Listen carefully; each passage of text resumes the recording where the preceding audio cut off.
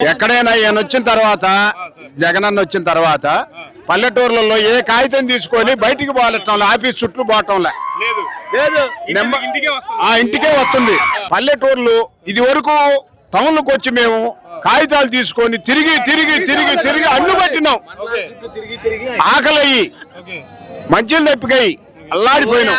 ఇవాళ సచివాలయం పెట్టిన తర్వాత రైతు భరోసా పెట్టిన తర్వాత బ్రహ్మాండంగా మేము రైతులు అయినా కూలీ పోయే వాళ్ళైనా మరి పింఛన్లైనా ముసలోళ్ళైనా మొత్తం కూడా తెల్లారే వరకు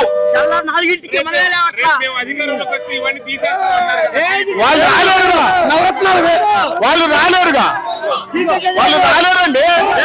ఒక్కటే నేను చెప్పేది ఒకటండి, నీ ఇంటికి వచ్చిందా లేదా అన్నడా లేడా, ఇవన్నీ కళ్ళపల్లి మాటలు మాట్లాడటమే గాని నీకు రోజు వచ్చి ఇంటి దగ్గరకు వచ్చి కాగితాలు తీసుకొని వచ్చి ఏందమ్మా నీకేం జరిగింది, మాత్రలు ఇచ్చావా, అవి ఇచ్చావా, ఈ ఇచ్చావా అని బజార్లో మరి తిరిగి మొత్తం తెలియజేస్తున్నారు.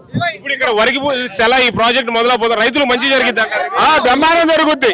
2 లక్షల ఎకరాలు పండుద్ది, మామూలు పండుద్ది. ఇప్పుడు పల్నాడు అంటే మన మామూలుగా కరువు ప్రాంతం అంటారు, ఇప్పుడు కూడా కరువేగా, ఇప్పుడు కూడా కరువే. గత 5 సంవత్సరాలు రాబోయే 5 సంవత్సరాలు పూర్తి అవబోతుంది అంటారు. మంచి బ్రహ్మాండమైన మంచి నీళ్లు తర్వాతే కదండి, నీళ్లు లేకపోతే ఏం చేయగలుగుతాం, ప్రతి జీవి బతకలేదు. చేస్తారని నమ్మకం మీద చేస్తున్నారు. అది ఇవాళ ఇంట్లో ఎవరున్నా గాని పింఛన వాళ్ళు చేత కాకపోయినా గానీ ఇంటికి తీసుకొచ్చి చెప్తుండ్రు. అది చూడ మనం అసలు మాట్లాడే పనే లేదు.